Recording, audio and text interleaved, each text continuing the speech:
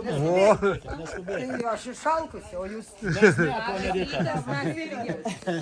Mes palauksim. o kur čia išbėga? Tuoj. Patikrins oro slėgį į ratus. Tai dabar papasakoti apie akmenį. Ką matėt? Kaip daina praėjo? Puikiai. Net nepajutom, kaip prabėgo. Užimtumas. Kas? Stasys. Tai palaukit, dar Antaną pamatysite. Aš vakar tą nesakiau. Antaną dar pamatyti. Sakėt, tai jūs dar Antano nematėte.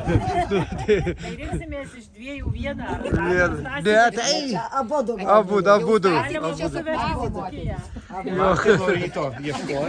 Ėjo pozuotis, norėjo, beldės pozuotojas norėjo būti.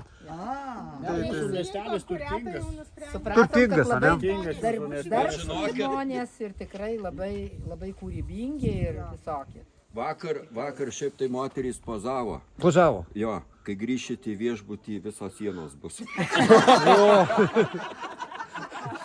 O kaip išmiegojot, ar nereikėjo pas Margaritą į viešbutį? Niekam. Ant šienų. Ne, jūsų tas viešbutukas, kur mes mėgom, tai labai šauniai. Tie kambariukai tvarkingi, viskas europietiškas standartas. Taip kad nereikia nieko. Tu, Petrai, nebuvai pas mus, kad... Tai pas jūs nepriėmė. Vairuotojas buvo, nepasakoja. Mano klasiokė, bet nepriėmė jinai manęs.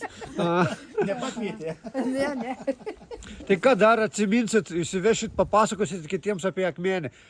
Nuoširdumą jūsų. Mes pasakosim jiem trumpai.